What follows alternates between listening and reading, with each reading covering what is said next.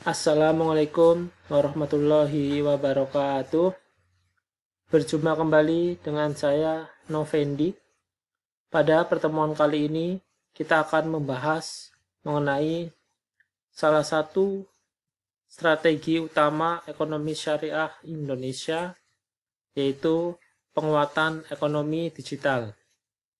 Berdasarkan Master Plan Ekonomi Syariah Indonesia tahun 2019 sampai 2024 yang dibuat oleh Bappenas, kita tahu ada 4. Yang pertama adalah penguatan halal value chain atau rantai nilai halal.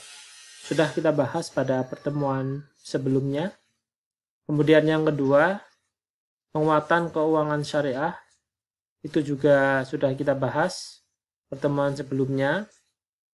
Hari ini yang ketiga yaitu penguatan ekonomi digital. Dan yang keempat akan kita bahas pertemuan berikutnya, yaitu tentang penguatan UMKM, usaha mikro kecil menengah. Langsung saja untuk pokok bahasan yang akan kita pelajari pada pertemuan kali ini, ya sumbernya masih sama ya, halaman 272 sampai 291. Saya pilih yang pokok-pokok saja, yaitu ada 4. Yang pertama, peluang dan tantangan ekonomi digital. Yang kedua, dukungan ekonomi digital terhadap industri halal. Dan yang ketiga, strategi pengembangan ekonomi digital Islam di Indonesia. Pendahuluan. Kita tahu bahwa Muslim adalah konsumen strategis di dunia. Untuk nilai transaksi pada tahun 2014 itu sebesar 1,5 triliun, dan pada tahun 2020 ini diproyeksikan naik menjadi 4.000 triliun. Ini hampir 3 kali lipat ya dari tahun 2014. Ini signifikan sekali kenaikannya. Nah, ekonomi digital ini muncul dari perpaduan antara ekonomi dan teknologi. Untuk ruang lingkupnya itu dikerucutkan dalam bisnis e-commerce dan fintech. Kemudian kita langsung saja ke potensi terbesar untuk ekonomi digital itu ada pada produk fashion atau busana muslim. Ya, saya bisa memaklumi karena saya menyaksikan sendiri di WhatsApp saya misalkan, itu ya teman-teman ya, terutama teman-teman perempuan ini banyak yang berbisnis fashion muslim gitu ya. Itu bisa terlihat dari story WA-nya, itu banyak yang menawarkan produk-produk busana muslim, terutama yang perempuan ini yang sangat cepat sekali berganti modelnya. Kemudian farmasi dan kosmetik, dan yang selanjutnya keuangan Islam. Dan bentuknya yang paling strategis untuk dikembangkan dari sisi e-commerce yaitu mulai dari retail, marketplace, dan sharing ekonomi. Untuk startup ya, kita tahu bahwa sekarang banyak bermunculan perusahaan rintisan ya. Ini bahasa lainnya adalah startup ya. Saya jadi ingat drama Korea yang lagi viral sekarang ya, Viral Aizin wal Faizin. Enggak bercanda. Itu judulnya startup, itu bagus juga. Meskipun saya tidak pernah menonton, tapi saya sering dengar cerita dari istri saya, itu katanya bagus itu startup, jadi cukup diceritakan saja. sebelum tidur gitu. Langsung saja. Contohnya, yang pertama ada Tokopedia. Ya sudah mungkin sering pakai ya teman-teman. Ini yang terbesar ya untuk barangkali di ASEAN ya, Asia Tenggara. Ini apa itu Tokopedia ya? Ya salah satu aplikasi belanja online ya. Kemudian Gojek, ya ini di bidang transportasi. Tapi kalau di tempat saya di Purwokerto nggak ada ya. Baru ada Grab gitu ya. Kalah sama Pekalongan ya. Pekalongan sudah ada Grab, ada Gojek, malah ada lagi kemarin katanya Buruk ya. Kemudian Traveloka, ini di bidang travel.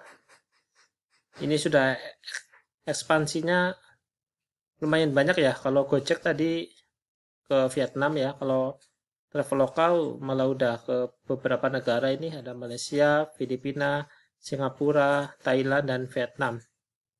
Tapi untuk jumlah pendanaannya masih separuh dari Tokopedia ya. Tokopedia 1,1 miliar dolar. Kemudian dan selanjutnya ya, nanti bisa dibaca sendiri nih, ada Matahari Mall, PT Indo Lotte ya, ini jangan sampai salah ucap, ini bahaya ini. PT Indo Lotte Makmur. Kemudian dan selanjutnya ini ya, saya langsung aja ke slide berikutnya. Maaf ini jatuh tadi kameranya.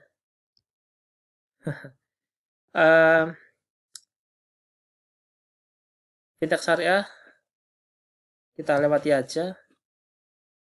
Berikutnya ini peluang dan tantangan ekonomi digital. Untuk peluang dari aspek permintaan dan pasar, itu peluang kalau yang pertama ini sudah umum sekali ya. Jumlah Muslim Indonesia terbesar di dunia ya sudah pada tahu semua, dan kayaknya itu tidak, kalau saya sendiri kurang sependapat kalau ini dijadikan sebagai peluang ya. Ya kita langsung saja yang kedua. Pertumbuhan transaksi digital terutama transaksi mobile. Nah, kalau ini saya setuju sekali nih karena sekarang bukannya mager ya, tapi memang kita butuh yang serba cepat dan simple gitu. Dan selanjutnya, untuk tantangan, nah ini yang pertama adalah kurangnya kemampuan ekonomi digital. Mungkin untuk kita yang generasi milenial ya, kita ya, bukan hanya kamu ya, karena saya juga masih tergolong generasi milenial, karena saya mengambil definisi yang kelahiran tahun 80 sampai 99. Itu generasi milenial 99 berapa? 2009 maksud saya. Nah, itu masih termasuk generasi milenial ya. Ini tidak masalah kalau generasi milenial, tapi yang kalau generasi X ya, yang kelahiran sebelum tahun 80 atau 80 ke bawah ya, tahun 70-an itu masih kurang ya untuk kemampuan ekonomi digitalnya. Kemudian di bidang, saya langsung saja ke ini nih, faktor produksi, input, sumber daya. Peluangnya adalah terciptanya jenis-jenis pekerjaan baru ya. Sekarang banyak ya. Contohnya saja saya sendiri di bidang akuntansi itu berkembang juga ilmu akuntansi. Ada ilmu akuntansi forensik. Sehingga butuh yang namanya akuntan forensik gitu. Kemudian untuk tantangannya adalah kurikulum dan pendidikan untuk ekonomi digital masih belum terbentuk. Itu ya, kita masih kekurangan mata kuliah yang kaitannya dengan ekonomi digital. Selanjutnya adalah dukungan ekonomi digital terhadap industri halal. Nah, ini yang menjadi pokok pertama adalah syariah compliant, kepatuhan syariah. Kemudian support atau didukung oleh beberapa ekosistem ya. Ada halal food and agriculture dan seterusnya ini. Kemudian di bidang digital teknologi juga banyak ya yang mendukung ya. Di antaranya adalah ini big data analitik ya. Kemampuan kita untuk menganalisis data yang besar atau data yang banyak, sehingga salah satu mungkin bisa dibilang syarat wajib bagi mahasiswa ini untuk menguasai ekonomi digital, salah satunya itu harus menguasai spreadsheet ya. Ya yang gampang aja Microsoft Excel itu kalian harus menguasai itu rumus-rumusnya gitu ya. Kalau bisa belajar kepada saya ya, saya memaklumatkan diri sebagai Master of Spreadsheet ya, karena cukup lama gitu ya berkecimpung di dunia spreadsheet gitu ya. Enggak, ini bukannya sombong ya, tapi karena memang kenyataannya. enggak bercanda. Selanjutnya adalah strategi pengembangan ekonomi digital Islam di Indonesia. Ini ada banyak juga ini yang saya langsung saja yang keempat ini ya. Melakukan pemanfaatan industri 4.0 untuk mendorong skala usaha industri terutama UMKM. Nah, ini ada kaitannya nanti dengan materi minggu depan, yaitu tentang UMKM. Pemanfaatan industri 4.0 yang sekarang juga katanya sudah berubah lagi menjadi 5.0, society gitu ya.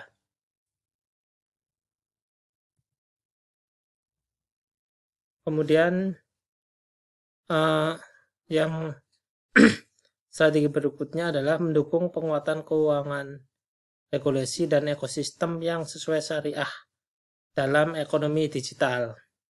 Ini juga sudah banyak ya, saya ingat kemarin di tempat saya di salah satu pengajian gitu ya tentang fikih, itu sampai ada perdebatan lama mengenai hukum jual beli online. Itu saya menyaksikan sendiri, ada yang caklek mungkin, kemudian ada yang cukup melonggarkan masalah jual beli online. Ini juga mungkin perlu dibahas di Basul Masail ya, di pondok-pondok pesantren.